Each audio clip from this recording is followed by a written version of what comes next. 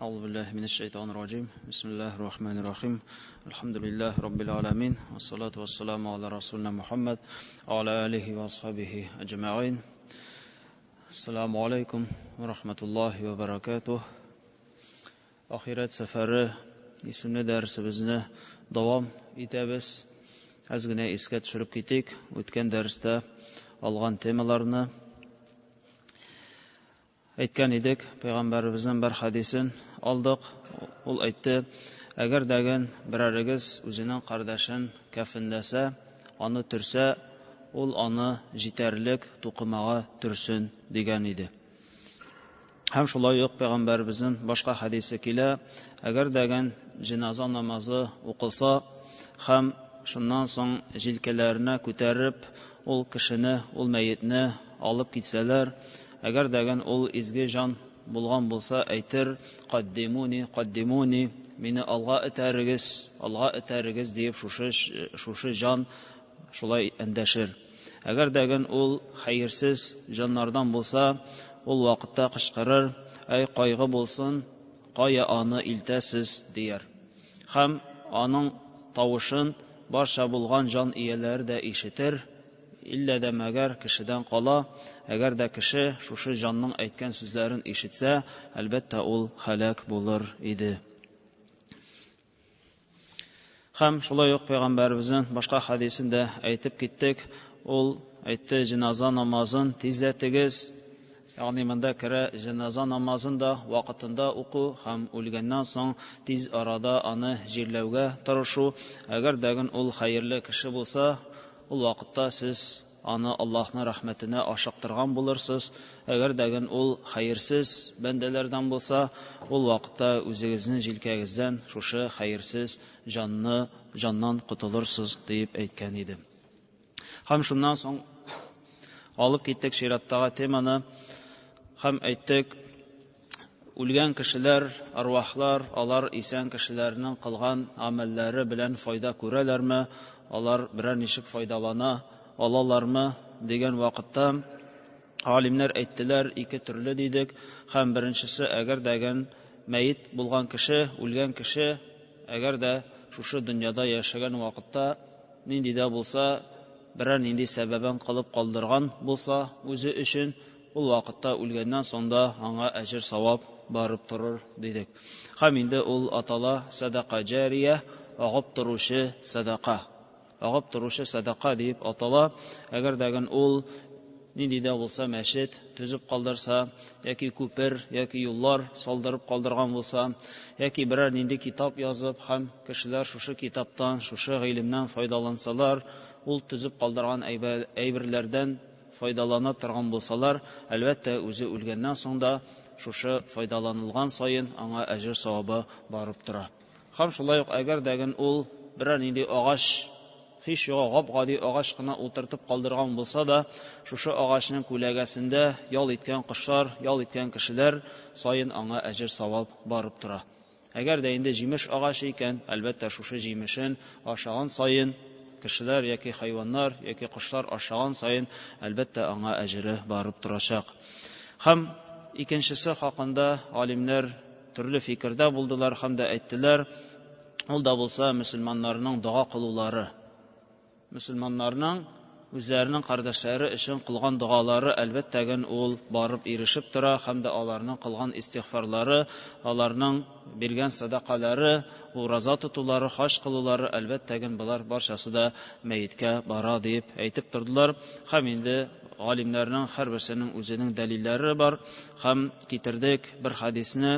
Bir vaqt payg'ambarimiz yana bir kishi keldi hamda aytdi: benim aniyim kesakkina vafot bo'lgan edi, ham ul vasiyat qilib qoldirga ulgurmadi. Agar degan ul сөйләшә olgan bo'lsa, o'lir oldindan nasada bo'lsa ayta olirliq bo'lgan bo'lsa, ul sadaqa berir deb vasiyat qilib qoldirar edi. Onun uchun sadaqa bersam qabul bo'lurmi? Anga ajri savobi borurmi degach, payg'ambarimiz aytdi: "Na'am, әҗере аңа да барып торыр диде.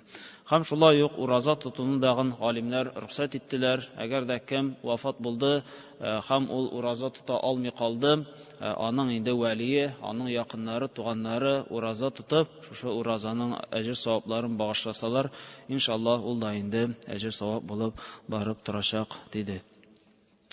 Һәм инде иншаллах бүген алып китәрбез шушы чираттагы теманы юдфанул абду фил арди аллати хулиqa минха.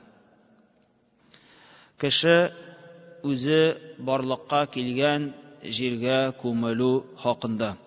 Ган Матар бин Гукамиш قال قال رسول الله صلى الله عليه وسلم إذا قضى الله لعبد أن يموت بأرض جعل له إليها حاجة.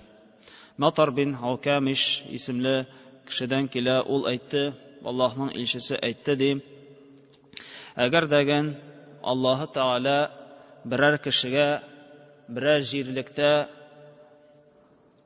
үлемне насип әйләгән булса, ул вакытта шушы җирлектә ул кешенең хаҗәтен булдырыр диде.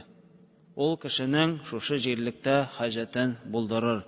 Ягъни бу кеше шушы җирлеккә барыр, берәр нинди сәбәбе буенча, берәр нинди хаҗәте буенча шушы җирлеккә барыр, һәм шушы җирлеккә баргач, Аллаһы Тәгалә аның җанын алачак. Аллаһы Тәгалә аның җанын алачак. Ягъни әгәр дәгән кешене Аллаһы Тәгалә кайсыда булса, ши җирдә аның җанын алырга теләсә, әлбәттә ул аңа сәбәп бирәчәк, һәм шушы сәбәп белән ул кеше барачак, һәм дә Аллаһы Тәгалә аның җанын алачак. Һәм бу хадистән шундый файдалар алырга була. Әгәр дә кеше юлга чыга икән, әгәр дәгән ул сәфәргә чыга икән, һәм ул аңларга тиеш, белергә тиеш, аның шушы чыккан юлы, шушы сәфәре ул соңгы сәфәре булырга мөмкин. Ул аннан кире әйләнеп кайтмаска мөмкин. Шуңа күрә әгәр дәгән ул юлга чыга икән, ул инде Аллаһ белән ике араны әлбәттә тигезләгән, әлбәттә төзәткән булырга тиеш. Бурычларыннан кутылып, әҗәтләреннән кутылып, кешеләр белән булган хакларны дагын кайтарып, ул шушындый тыныч күңел белән генә ул чыгарга тиеш. Чөнки беребез дә әйтә алмыйбыз, чыккан җиребездән кире әйләнеп кайта алачакбызмы, юкмы. Һәм чиратта хадис, чиратта тема ма юттабаул мәйит иля кабрих ва ма ябqa мааху ва хаул матла. Мәйтне кабергә нәрсәләр озатып барыр һәм нәрсәләр кире әйләнеп кайтыр. عن أنس بن مالك رضي الله عنه قال رسول الله صلى الله عليه وسلم يتبع الميت ثلاث فيرجع اثنان ويبقى واحد. Anas bin Malik'ten kitirildi. Allah Teala'nın ilçesi aytdı. Мәйетне каберine 3 нәрсә озатып барыр. Аның икесе кире әйләнеп кайтыр, ә берсе аның үзе белән бергә калыр. Яттабиуху әһлуху ва малуху ва амалуху. Аның белән ияреп барырлар аның әһле, аның гаиләсе, аның семьясы, аның якын кешеләре, туганнары шушы мәйетне озатып барырлар. Икенчесе, мәйетне әлбәттә байлыгы дагын озатып барыр. Һәм өченчесе, ул да булса аның кылган гамәлләре. Фаярҗу әһләһу ва малаху ва ябqa амалах. Һәм аның әһлләре, аның гаилә әһлләре, гаиләсе, туганнары, якыннары кире әйләнеп кайтырлар. Шулай ук мәйетне озатып барган байлык тагын кире әйләнеп кайтып китәр. Аның белән бары тик гамәлләре генә кабердә калачак диде. Ан Җабир бин Абдуллах радиллаһу анһу قال رسول الله صلى الله عليه وسلم لا تمنوا الموت فإن هول المطلع شديد وإن من السعادة أن يطول عمر العبد حتى يرزقه الله الإنابة. Җабир бин Абдуллахтан китерелә. Аллаһы Тәгаләнең илчесе әйтте: "Берегез дәгән үлемне теләмәсен." Ягъни берегез дә үлергә ашыкмасын. Чөнки үлем вакыты ул бик куркыныч, ул бик фаҗигале. Һәм кешенең бәхете булып тора, әгәр дә кешенең гомере озын булса, һәм шушы озын гомердә ул изге гамәлләр кылып, Аллаһы Тәгаләгә тәүбә кылса, ул аның өчен хәерле булып тора диде. Ягъни шушы хадистән аңларга була, кеше ул иртә, ягъни тиз арада Аллаһ хузурына күчәргә ашыгарга тиеш түгел, чөнки әгәр дә Аллаһ Тәгалә кешегә гомерне бирде икән, бигрәк тә озын гомерне бирде икән, әлбәттә бу гамәлләрне күбәйтү өчен бер мөмкинчелек булып тора, тәүбәләрне кылырга, гөнаһлардан афу сорарга, әлбәттә бу бер мөмкинчелек булып тора. Шуңа күрә бер генә кеше дәгән үлемне көтеп торырга тиеш түгел. Бер кеше дәгән үлемне ашыктырырга, тизләтергә тиеш түгел. Киресенчә, әгәр дә безгә Аллаһ Тәгалә гомерне бирсә, шушы гомерне без файдага кулланырга тиешбез. Кала Абу Дарда радиллаһу анһу. Абу Дарда, Аллаһ аннан разый булсын, шундый хәерле, шундый хикмәтле сүзләрен әйтте. Адхакани салас ва абкани салас. Мин 3 төрле әйбердән көлдем, ягъни 3 төрле әйберне күргәч гаҗәпләндем, һәм 3 төрле әйбердән мин еладым, диде. Адхакани муаммилид дөнья вал мауту ятлубуху. Шул кешегә мин гаҗәпләнәм, кем дөньяга өметләнә, ләкин аны үлеме көтеп тора. Кем дөньяга өметләнә, кем дөньяга бирелә, ябыша, шул кешедә мин гаҗәпләнәм, ди. Шушы кешенең халәтеннән аның бит үлеме көтеп тора. Ул үзе үлемгә әзерләнми, ул дөньяга ябыша, ди. Ва гафилун лейса бимафулун анху. Һәм гафләттә булган кешедән дә бик гаҗәпләнәм. Ул үзе гафләттә булса да, аннан үлем фәрештәсе гафләттә түгел. Ул кешенең җанын алырга әзер булып көтеп тора, ди. Адахикун бимил'i фейхи ла ядри ардиллаһа ам асхатah. Һәм шундый кешедән дә гаҗәпләнәм, кем авызын тутырып көлә, елмая, аның шушы көлүе, аның шушы елмаюы Аллаһы Тәгаләнең ризалыгына илтерме, яки Аллаһы Тәгаләнең ачуына илтерме? Менә шушы кешеләрдән мин гаҗәпләнәм, диде. Ягъни кем дөньяга ябыша, шул ук вакытта аны үлеме көтеп тора. Кем гафләттә, ләкин аның үзеннән гафләттә түгел, үлем фәрештәсе җанын алырга әзер булып тора. Һәм кем шамасын онытып, авызын тутырып көлә, шушы кешедән дә гаҗәпләнәм, аның көлүе аңа әҗр савап булып язылырмы, яки аңа гөнаһ хата булып язылырмы, ди. Ва абкани фирaqul ахиббати Мухаммад саллаллаһу алейхи ва саллям ва хизбah. Һәм мине елатучы нәрсәләр, ул да булса пәйгамбәрбез белән аерылу. Пәйгамбәрбез белән аерылу һәм дә аның төркеме белән аерылу. Ягъни пәйгамбәрбезнең безнең арадан китүе, менә шуңа мин бик тәген моңсыйм, менә шуңа мин бик тә борчылам, һәм аның әһелләре, аның төркемнәренең китүе белән дә борчылам. Ягъни сахабалар, табигиннәрнең дә инде Аллаһ хузурына күчүе белән мин бик борчылам, кайгырам, ди. Ва ахзанани хаулал матлаги инда гамаратил маут. Һәм үлем вакытындагы куркулардан, үлем вакытының әшесеннән, үлем вакытында булган зур авырлыклардан шулай ук мин кайгырам, борчылам. Вал уқуфу байна ядайиллаһи тәгалә. Һәм Аллаһ каршына барып басуымнан мин кайгырам. Яума табду сарира аланиятан, thumma la yadri ila al-jannati am ila an-nar. Аллаһ хузурына, Аллаһ каршына килеп баскач, белмим, җәннәткә кертерләрме, яки җәһәннәмгә ыргытырлармы. Менә шушы Аллаһ каршына басуымнан да мин борчылам, кайгырам, дип әйтте. Ягъни әгәр дәгән шушы Абу Дарданың сүзләрен алсак, әлбәттә монда бик күп хикмәтләр бар, бик күп хикмәтләр. Кеше дөньяга бирелергә мөмкин, ләкин инде бүген яки иртәгә ул үлеп тә китәргә мөмкин. Әлбәттә бик хәсрәттә була шушындый кешенең халәте. Һәм ул санап китте шушы иманны күтәрүче нәрсәләр, кешенең дөньяга бирелүен, кешенең Аллаһтан читләшүен, үлем инде ул һәрберебезгә дә якын, һәрберебезне дә көтеп тора. Һәм чираттагысы ал-кабру аввалу маназилил ахирah. Кабр ахирет йортының иң беренчесе дигән тема. عن هاني بن عثمان قال كان عثمان رضي الله عنه إذا وقف على قبر بكى حتى يبل لحيته فقيل له تذكر الجنة والنار ولا تبكي. هاني بن عثمان اسملك kişiden kitirler bir vakit Osman radıyallahu anha bir kabir yanında basıp durdu hem degen yılab jiberdi. Yılab jiberdi hatta degen onun sakalları da yuğuşlandı.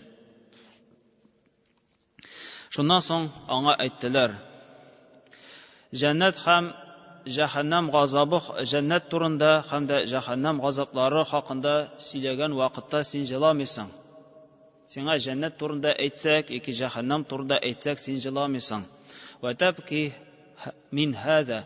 Lakin şuşa kabir hakkında, kabir turunda söyleşken vakitte, kabir yanında bulganda ni üçün sen jılıysan dedi. قال إن رسول الله صلى الله عليه وسلم قال إن القبر أول منازل الآخرة. Ул әйтте, дөреслектә Аллаһның илчесе әйтте, дөреслектә кабер ул ахират йортының иң беренчесе. فإن نجا منه أحد فما بعده أيسر منه. Әгәр дәгән кем шушы кабердән кутылса, шушы кабер газапларыннан кутылса, имин булса, шуннан соң кабердән соң килә торган тормыш, аның мәшәкатьләреннән арыну ул кешегә күпкә җиңелрәк булыр. Ва иллам янҗа минһу фама баъдаху ашадда минһ. Әгәр дәгән кем шушы кабер газабыннан кутыла алмады, кабердән соң була торганы тагын да көчлерәк. Аннан соң килә торганы тагын да көчлерәк диде. Һәм ул шушы пәйгамбәребезнең хадисен искә төшереп елады. Әлбәттә, иң беренче башланып китә кешенең сәфәре ул аның инде кабергә төшү белән. Кабергә төште һәм инде кабер ул иң беренче ахират йортының берсе булып тора. Әгәр дәгән кабердә ул кутылса, Аллаһның газабыннан, ачуыннан кутыла икән, калганнарыннан кутылу әлбәттә күпкә җиңел булачак. Әгәр дә кабердә кутыла алмаса, кабердән соңгы була торган халәтләр алар әлбәттә күпкә көчлерәк, күпкә авыррак булачак дидем. عن جابر بن عبد الله رضي الله عنه نهى رسول الله صلى الله عليه وسلم أن يجسس القبر وأن يقعد عليه وأن يبنى عليه. جابر بن عبد الله تان كترلا ul aytdı: Allah Taala'nın ilçesi tıydı kabirliklerini gips bilen kaplauını. Yani kabirliklerini gips bilen, yaki şuşunday qatıra turgan, izolivat ite turgan sementlar, rastvorlar bilen, mramorlar bilen kabir üstün qaplauını Allah Taala'nın ilçesi tıydı.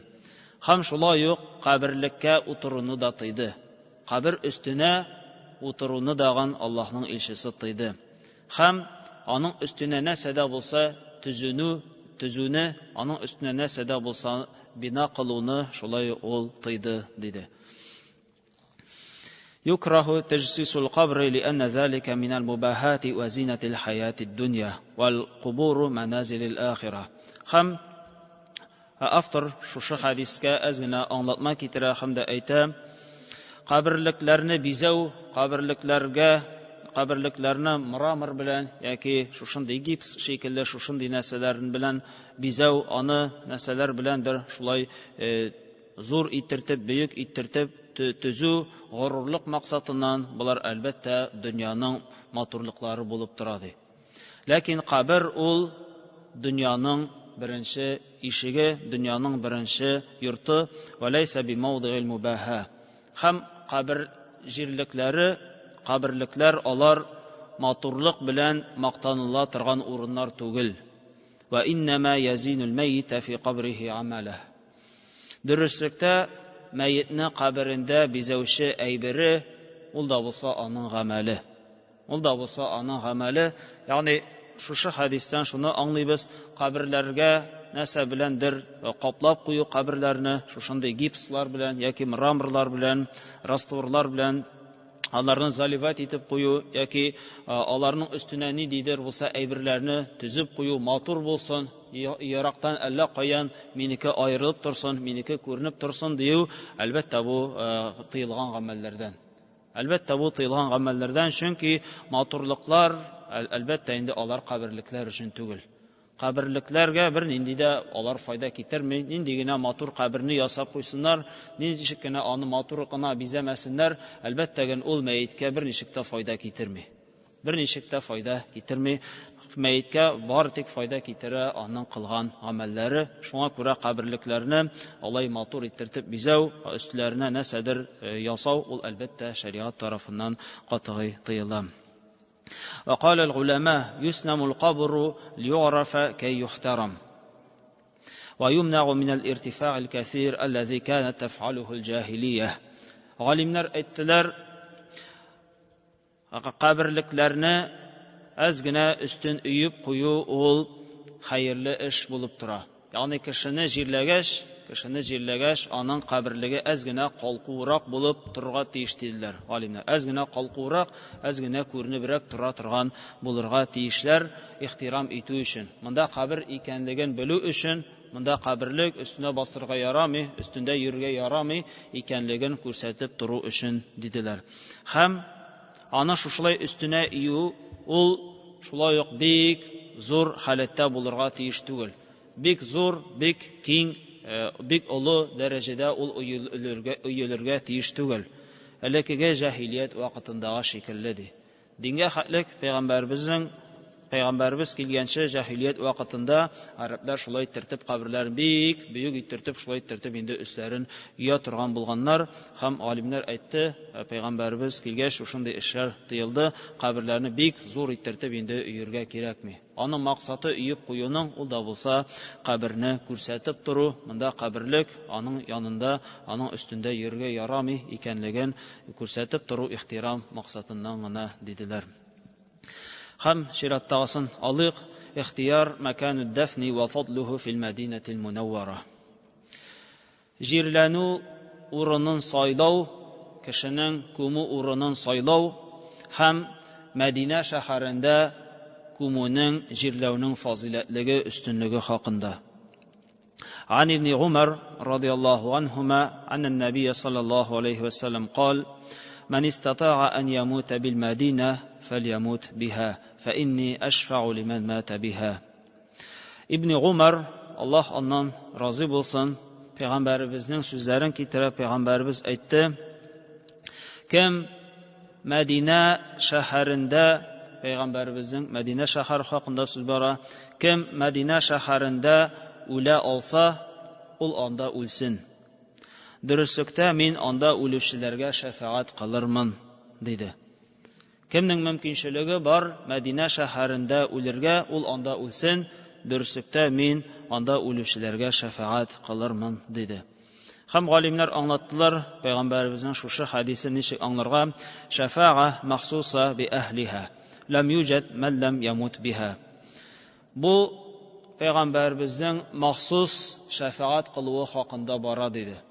Peygamberimizin mahsus şefaat kılığı hakkında söz bara, ol Medine ehilleri üçün, Medine şehirinde vafat bulganlar üçün ayrım mahsus şefaat kılacak meşular hakkında bara, dedi. Meşular hakkında bara, hem indi bu hadisin şulay yok, dürüst anlarga kirek, eğer degen kişinin mümkünçülüğü var iken o şuşu jirliklerge barıp, bigirek degen onun ecel vakıtı yakınlaşsa, eğer da o özü de size başlasa, hayırlı bulup tura, o şuşu jirlerge barıp, Medine jirliklerine, izgi jirliklerge barıp, anda yaşap, o ülgençe şuşunda kalığı. Ölgənçe şul jirliklerde kalığı, eğer de anda vafat bulsa, elbette Peygamberimizin ayrım, mahsus şefaatine ol inşallah layıklı bulacak. Hem sonrası hakkında da aytip gitik, Datul qabri ala sahibihi ve in kana saliha. Kabir içinde yatkan kişinin kısığı, hatta ol izgi kişilerden bulsa da. عن عبد الله بن عمر رضي الله عنهما عن رسول الله صلى الله عليه وسلم قال في سعد بن معاذ Sa'd bin Muaz isimli sahaba haqında Allah Teala'nın elçisi şunday sözlerini aytdı. Haza'llazi taharraka lahu arşur rahman ve futtihat lahu abwabus sema ve şahidahu 70,000 minel melaike laqad dumma dammatan thumma furrija anhu. Bik ulu sahaba haqında söz bara, onun ismi Sa'd bin Muaz, bik ulu sahabelerinin birisi bulup tura, şunu haqında Allah Teala'nın elçisi aytdı. Onun işi Rahman'ın arşı silkindi dedi. Şuşu Sa'd bin Muaz için Ar-Rahman'ın, yani Allah Teala'nın arşı hatta silkindi. Hem onun için kök ışıkları da açıldı. Hem onun cenaze namazında 70 minlab ferişte de katlaştı. Ne şuşu sahabeni de kabirge salgaç, kabir anı bir katı kısı bilen kıstı. Şundan sonra ol kısıvın azat etti. Şundan sonra kabir kısıvından anı tuktattı dedi. Hem ikinci bir şuşuna akşam hadisi anlatmak getirem. An Aisha radıyallahu anha قال رسول الله صلى الله عليه وسلم إن للقبر ضغطة لو نجا منها أحد لنجا منها سعد بن معاذ. Aişa'dan getirilen Allah Teala'nın elçisi aytdı. Dürüstlükte kabirinin kısığı ul zor haqlıq, ul haqiqat. Eğer degen şuşu kabir kısığından birer kişi kutula algan bolsa, ul vakitte Sa'd bin Muaz ondan kutulgan bulur idi. Eğer de birer kişi kutula algan bolsa, Sa'd bin Muaz onun kısığından kutulgan bulur idi dedi. Yani nerseni anlata şuşu iki hadis, Peygamberimizin hadisinden anlaşılgança, kabirge salıngaç meyitni elbette indi, onun canın, onun tenin elbette indi kabir kısaşak. Kabir kısaşak, yani kabirinin kısığı ul bir katı, ul bir kişi nersedi Peygamberimiz getirdi. Hem her bir kişinin de ul kabir kısaşak. Ul her bir kişinin de kuşaklap şuşu kabiri katı itirtip kısıp alacak. Hatta ul izgi kişilerden, izgi bendelerden bulsa da. Lakin eğer degen ul hayırlı izgi amel iken kıskandan sonra ul anı kiri jibereşek. Ul anı indi azat iteşek. Eğer degen hayırlı tugul iken ul indi şuşu haletinde kalacak kıyamet gününe şaklı. Şuna göre bu indi kabir azaplarının bir türü bulup tura, kabirinin nindi dahşetli, nindi korkunç jir ikenligin elbette şuşu hadisten anlayız. Hem elbette indi biz özümüzün turmuşumuzni dürüstlep, şuşu kabir turmuşuna hazırlanırga tiyişmiz. Hazırlanırga tiyişmiz, bilmeybiz bugünmü, ertegemi, bir neçe günden, bir iki aydan, bir iki yıldan biz koşirge mümkün biz Allah huzuruna hem şuşu haletler bilen, şuşu ahvaller bilen işraşırga mümkün biz.